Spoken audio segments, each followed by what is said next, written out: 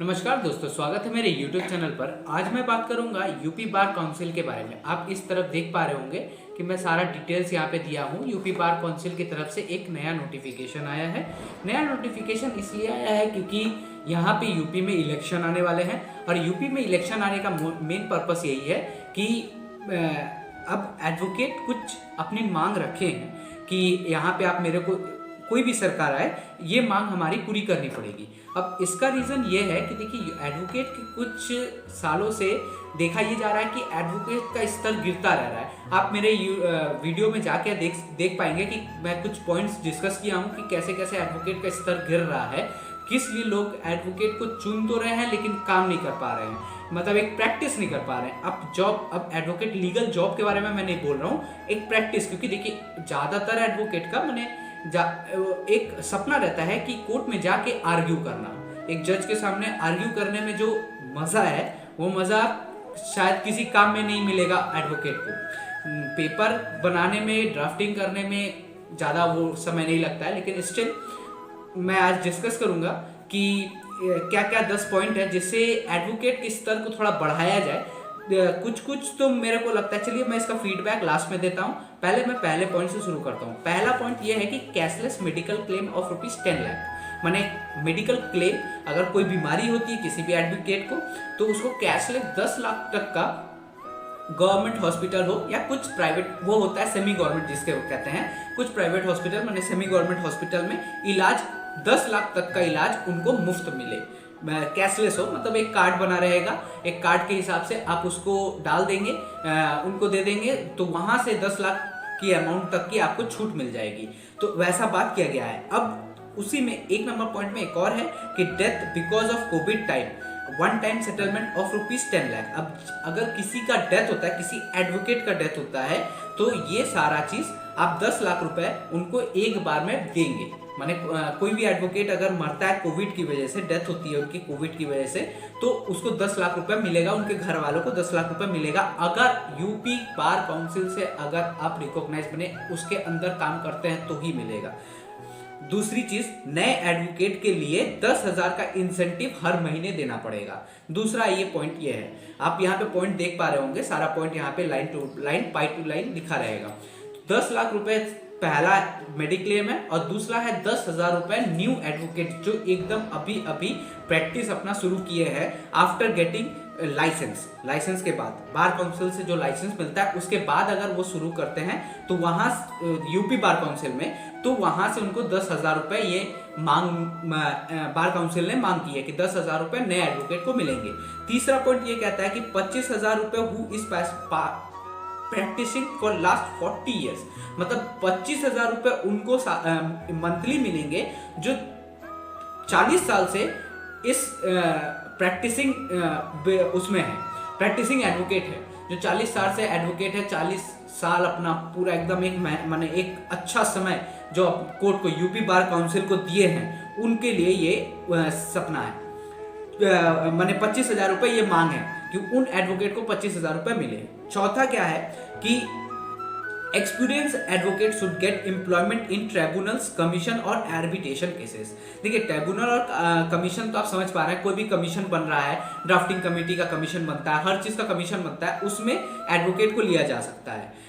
लेने की बात कर रही है कि एक्सपीरियंस जो एडवोकेट है, जो जैसा केस संभालता है, जैसे कुछ एडवोकेट होते हैं, जैसे जय भीम के आप केस में देखे होंगे, एक एडवोकेट जो ट्राइबल्स का केस सबसे ज्यादा संभालता है, तो वहां पे उस वैसे एडवोकेट्स को आप वहां पे दिया। अच्छा, एक अच्छी न्यूज़ भी है इस बीच में कि जय भीम को एक ऑस्कर मिलने वाला है, मतलब उनके सूची में इस नाम को जोड़ा गया है।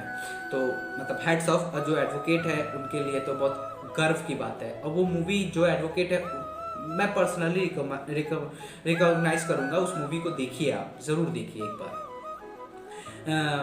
अब जिन लोग ट्राइबल्स के केस को संभाले, मतलब जिन लोग एक्सपीरियंस है, लोग ट्राइबल के केस को उसको उस तरफ से उनको एम्प्लॉयमेंट दीजिए, या कमीशन संभाले, या तो आर्बिट्रेटर्स बना दीजिए। अब आर्बिट्रेटर्स कौन है? आर्बिट्रेटर्स समझने वाली बात यह है कि आर्बिट्रेटर्स वो होते हैं जिन लोग छोटे मोटे केस पे जजमेंट देते हैं।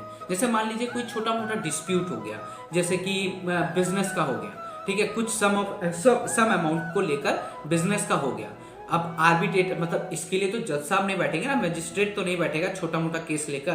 तो उस केस में, ये क्रिमिनल केस में नहीं आता है, बड़ा बड़ा मर्डर केस हो गया या फिर जमीन के लिए कोई किसी को मार दिया या कुछ कर लिया, उसका जमीन छेक लिया, मतलब जमीन को घेरा, अपना जमीन के अंदर थोड़ा सा घसीट लेते हैं, जैसे कुछ बाउंड्री को उठा के थोड़ा सा पीछे कर लिया जाता है कि भाई ये भी मेरा जमीन में ही आता है, ये सब केस में नहीं, सिर्फ वो सब केस में ही दिया जाएगा जिस छोटे छोटे केस को होता है, जैसे बिजनेस पर्पस केस, कि मेरे से आपका थोड़ा डिस्प्यूट हो गया बिजनेस को लेकर, आप पार्टनर हैं, आप मेरे पार्टनर हैं, अब मेरे साथ थोड़ा सा आपके साथ डिस्प्यूट हो गया है, तो उसके लिए आप कोर्ट में चले गए, तो कोर्ट क्या बोला कि भाई ये मेरे पास इतने बड़े बड़े केस पड़े हुए हैं, तो मैं ये सब केस अभी कैसे संभालूं, तो वो आपको भगा देगा। तो इससे क्या है, आप क्या जानते हैं फंडामेंटल राइट्स में कि everyone is equal to the court. अब क्या हुआ कि आप दोनों ने डिसाइड किया, हम और आपने डिसाइड किया कि आर्बिट्रेटर के पास चलते हैं। आर्बिट्रेटर के पास आप गए, आर्बिट्रेटर को आप केस जब बताए, केस बताने के बाद आर्बिट्रेटर आपका काम कर दिया कि भाई देखो ऐसा ऐसा करो, ऐसे ऐसे करके आपको वो करना पड़ेगा, मतलब मानना पड़ेगा, मतलब दोनों पार्टी को समझाया, दोनों पार्टी को बैठा के समझाया, उसका केस सुना पहले, उसके बाद उसको समझाया, समझाने के बाद उसको उस चीज में मतलब लागू करने के लिए उसको रूल बना दिया। लेकिन आर्बिट्रेटर का एक पावर है कि आप अगर आर्बिट्रेटर के पास जाते हैं, ठीक है, इसको पावर आपके मतलब एक एडवोकेट के लिए तो पावरलेस है, लेकिन एक आर्बिट्रेटर के लिए मतलब एक क्लाइंट के लिए ये डिमेरिट भी है। डिमेरिट कैसे है कि आप आर्बिट्रेटर का केस ले जाके कोर्ट में नहीं उठा सकते। देखिए एक तो छोटा केस गया है, आप अब ऐसा नहीं बोल सकते कि आर्बिट्रेटर जो डिसीजन लिया वो गलत लिया है, मैं इसको कोर्ट में चैलेंज करूंगा, नहीं, ऐसा कोर्ट नहीं करने देगा आपको, ऐसा कोर्ट हमारा कोर्ट नहीं करने देगा आपको। किसी भी कोर्ट में आप चाहिए, आपको आर्बिट्रेटर की तरफ से अगर डिसीजन आया है तो आपको वो डिसीजन मानना पड़ेगा। हाँ, जो पार्टी आर्बिट्रेटर से जीता है वो पार्टी कोर्ट के पास जा सकता है आर्बिट्रेटर के रूल को इन्फोर्स कराने के लिए। समझिए बात को, आर्बिट्रेटर ने बोल दिया कि आपको ऐसे ऐसे करना है, अब सेकंड पार्टी जो हारा है वो ऐसा ऐसा कर नहीं रहा है, तब तो आपको कोर्ट के पास जाना पड़ेगा ना, तब आप कोर्ट के पास चले गए, कोई दिक्कत नहीं है, लेकिन उसके पहले नहीं। अब क्या है फिफ्थ पॉइंट, प्लॉटिंग और हाउसिंग फैसिलिटी फॉर एडवोकेट। अब देखिए एक यूपी में मांगा जा रहा है कि एक प्लॉट दीजिए या तो फिर हाउसिंग फैसिलिटी दीजिए, लेकिन इसमें थोड़ा और इलेबोरेट कर देते हैं। ये चीज़ दिल्ली बार काउंसिल ने भी मांगा है, तो मैं उसके ऊपर भी एक वीडियो बनाऊंगा आपको अवेयर करने के लिए कि दिल्ली के जो बच्चे हैं, जिन लोग एडवोकेट हैं, उन लोग क्या करेंगे, माने उन लोगों के लिए भी कुछ रूल्स आए हैं, नए रूल्स आए हैं, तो मैं वो बता दूंगा वीडियो में। तो इन लोगों का है कि एक प्लॉट मांग रहे हैं कि जहाँ पे वो प्लॉट दीजिए या फिर हाउसिंग फैसिलिटी दीजिए, और ये भी कह रहे हैं कि अब ऐसा नहीं कि हाउसिंग बनाए तो मतलब सब्सिडाइज में दीजिएगा, मतलब एक मतलब हम भी आपको कुछ पैसा देंगे लेकिन सब्सिडाइज में देंगे। जैसे अब आप हाउसिंग बनाने के लिए, देखिए हाउसिंग एक बड़ा इन्वेस्टमेंट है कि इंसान का, वो बनाने के लिए अगर आप वो यूज़ करते हैं, मतलब एक मैन पावर लगाते हैं, तो वो 2-3 साल में जाके एक प्रोजेक्ट खत्म होगा, तो उस 2-3 साल में पैसे भी तो वैसे ही जाएंगे, इसीलिए उसको बोला जा रहा है कि देना, मतलब आप जो लगाएंगे, लागत जो लगेगा उसके उस सब्सिडी में हमको दीजिएगा, मतलब आप जितने में खरीदे हैं उसमें उतने में आपको हमको देना पड़ेगा, सीधी बात है, इतना ही फंडा है। और दूसरी बात है इंटरेस्ट फ्री लोन मांग रहे हैं, इंटरेस्ट फ्री लोन है, ये 6th पॉइंट है कि इंटरेस्ट फ्री लोन देना है आपको। अब इंटरेस्ट फ्री लोन में ये पॉइंट क्लियर नहीं है कि कितना रुपए तक का लोन, जैसे मेडिक्लेम में बोला गया था 10 लाख, यहाँ पे कुछ बोला नहीं गया है कि कितने रुपए कितने लाख तक का लोन आप सैंक्शन करेंगे या किस बैंक से करेंगे, क्या परसेंटेज होगा, इतने परसेंटेज माने 0% पे बैंक तो नहीं मानेगी, तो आप गवर्नमेंट देगी उसका इंटरेस्ट, क्योंकि बैंक बोलेगी भाई, क्योंकि देखिए दोनों अलग स्टेट है ना, गवर्नमेंट एक अपने में एक स्टेट है, मतलब अथॉरिटी है, अथॉरिटी देखिए सेक्शन 13 के बारे में बात कर रहे हैं आप, सेक्शन 13 नहीं, सॉरी आर्टिकल 13 के बारे में बात कर रहे हैं कि देखिए हम लोग पढ़े क्या थे, स्टेट और स्टेट पढ़े थे कि what is state, UP Bihar वाले स्टेट नहीं, अथॉरिटी, स्टेट का मतलब अथॉरिटी होता है, ठीक है। अब अगर आपको पूरा जानना है तो आपको आर्टिकल 13 का पूरा वीडियो देखना पड़ेगा, जो कि मेरे वीडियो सेक्शन में है। तो दूसरा ठीक है, मैं डिस्क्रिप्शन में लिंक दे दूंगा, आर्टिकल 13 का लिंक जरूर देखिएगा। तो इसमें यही बोला गया है कि इंटरेस्ट फ्री लोन मिल सकता है आपको, लेकिन यहाँ पे कितना मिलेगा ये डिसाइड नहीं किया गया है। Last and 7 point, increase the security. देखिए सिक्योरिटी तो चाहिए एडवोकेट को, ये तो मैं पर्सनली मानता हूँ, क्योंकि बहुत सारे थ्रेट्स आते हैं, मेरे को भी आते हैं, बहुत तरह के थ्रेट्स आते हैं। अभी जैसे कि क्रिमिनल केस में ज़्यादा थ्रेट्स आते हैं, सिविल केस में थ्रेट्स आते हैं, लेकिन वो थ्रेट क्या होता है कि कम्युनल थ्रेट होता है, वो कम्युनल थ्रेट इसलिए होता है कि भाई इसका ज़मीन है, उसको क्यों बोल रहे हो।